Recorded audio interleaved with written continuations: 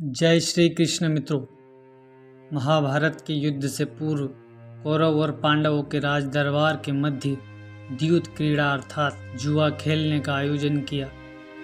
और आप तो जानते ही हैं, इस खेल में एक पक्ष हारता है तो एक पक्ष जीतता है। इस जुए के खेल में पांडव पुत्र युधिष्ठिर की निरंतर हार हो रही थी और दुर्योधन अपने मामा की सहायता से निरंतर जीत रहा था। सभी वरिष्ठ जन इस खेल का आनंद ले रहे थे, परंतु देखते ही देखते यह खेल भयानक हो गया। दुर्योधन ने युधिष्ठिर की सभी संपत्तियों को जीत लिया था। कभी युधिष्ठिर हाथी दल दांव पर लगाते तो कभी अपनी सेना दांव पर लगाते, कभी अपनी दासियां दांव पर लगाते, परंतु धीरे धीरे शकुनी मामा के पासे ने युधिष्ठिर का सब कुछ छीन लिया। युधिष्ठिर के पास अब दांव पर लगाने के लिए कुछ नहीं बचा था। जब यह खेल पांडवों के लिए विनाशकारी हो गया, तब महात्मा विदुर ने महाराज धृतराष्ट्र से यह खेल रोकने के लिए कहा, परंतु धृतराष्ट्र को अपने पुत्र दुर्योधन की जीत पर आनंद आ रहा था। इसीलिए धृतराष्ट्र ने इसे केवल खेल का नाम देकर महात्मा विदुर को चुप करा दिया। अब यह खेल और भी भयानक होता जा रहा था। इस खेल में युधिष्ठिर सब कुछ हार गया था। उसके पास अब दांव पर लगाने के लिए कुछ नहीं था, परंतु कपटी शकुनी बोला, हे युधिष्ठिर, अभी आपके पास बहुत कुछ बचा है। यदि आप इन पांचों भाइयों को एक एक करके दांव पर लगाते हैं और अगर तुम एक बार भी जीत जाते हो तो तुम्हारी हारी हुई सारी संपत्ति तुम्हें हम वापस सौंप देंगे।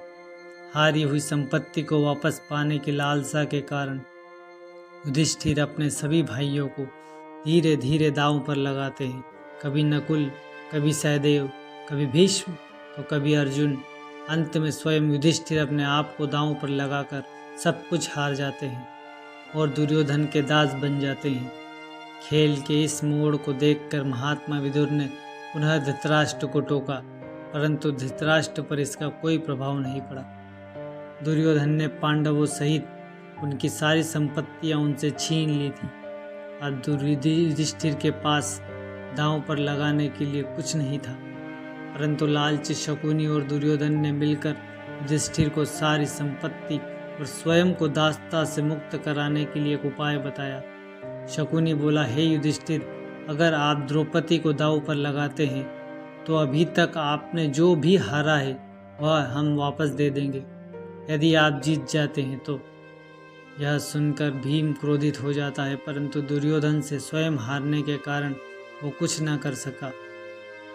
अपना सब कुछ पुनः वापस पाने के लालच में युधिष्ठिर अपनी मर्यादा भूल जाता है और द्रौपदी को दांव पर लगाने का फैसला करता है। जैसे मामा शकुनी पासे फेंकता है, पासे का अंक दुर्योधन के पक्ष में आ जाता है और इस प्रकार कपटी शकुनी और दुर्योधन युधिष्ठिर सहित सभी पांडवों को उनकी संपत्ति और द्रौपदी को अपने अधीन कर लेता है। अब उसी सभा में एक ऐसा घिनौना कृत्य होने वाला था जिसकी किसी ने कल्पना नहीं की थी। दुर्योधन अपने सेवक से कहता है कि तुम जाओ और द्रौपदी को कहो महाराज दुर्योधन उसे बुला रहे हैं, परंतु सेवक के कहने पर द्रौपदी नहीं आती है। तभी दुर्योधन क्रोधित होकर अपने छोटे भाई दुशासन को द्रौपदी को बाल पकड़कर जबरदस्ती घसीटते हुए राज दरबार में लाने को आदेश देता है। दुर्योधन उस समय अपनी सभी मर्यादा को भूल जाता है। भाभी और देवर के रिश्ते को भुलाकर वह द्रौपदी को केवल एक दासी के रूप में देखने लगता है। उधर दुशासन दुर्योधन की आज्ञा मानकर द्रौपदी को बालों के बल घसीटते हुए राज दरबार में लेकर आता है, जहां उसके पांचों पांडव सिर झुकाए बैठे थे। दुर्योधन अपनी दुष्टता की सीमा पार करते हुए द्रौपदी के वस्त्र हरण का आदेश देता है और दुशासन को आदेश देता है कि वह द्रौपदी को निर्वस्त्र कर दे। यह सुनकर द्रौपदी अपना आपा खो बैठती है और अपने आप को पति के हवाले करने से पहले पूछती है कि मुझे आपने दांव पर लगाने से पहले क्या मुझसे पूछा था। युधिष्ठिर के पास इसका कोई जवाब नहीं था। सभा में बैठे बैठे बड़े बड़े योद्धा भी मौन थे और इस घिनौने कृत्य को देखने के लिए मजबूर थे। द्रौपदी पितामह भीष्म, कुलगुरु कृपाचार्य, गुरु द्रोणाचार्य और महाराज धृतराष्ट्र के सामने बारी बारी से अपनी लाज बचाने को कहती है। वे सभी को अपना धर्म, अपनी मर्यादा और अपना स्वाभिमान को जगाने को कहती है, परंतु कोई भी ऐसा शूरवीर नहीं था जो दुर्योधन के इस कृत्य का विरोध कर सके। परंतु उसी सभा में विकर्ण नाम का एक योद्धा था जो दुर्योधन का छोटा भाई था। इस घिनौने कृत्य का विरोध करता है, परंतु दुर्योधन के दबाव के कारण वह कुछ नहीं कर पाता है और वीरों की भांति उस सभा का त्याग कर चला जाता है।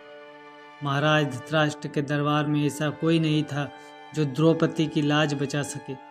अब द्रौपदी के पास कोई रास्ता नहीं बचा था। द्रौपदी केवल अब भगवान श्री कृष्ण से प्रार्थना करने लगी और आंखें बंद करके उसी सभा के मध्य हाथ जोड़े अपने शरीर की परवाह किए बिना खड़ी हो जाती है। तब दुशासन द्रौपदी की साड़ी खींचने लगता है। कृष्ण नाम का जाप कर द्रौपदी स्थिर खड़ी हो जाती है।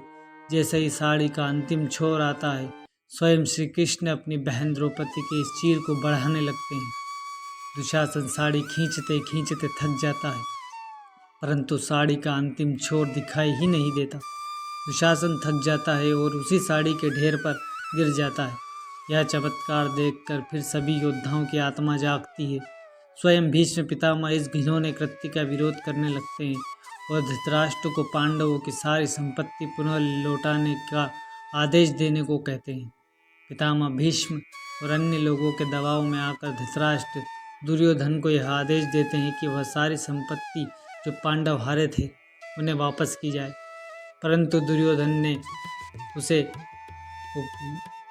जुए का उपहास समझकर बदले में पांडवों को 12 वर्ष का वनवास और 1 वर्ष का अज्ञातवास लेने को कहा।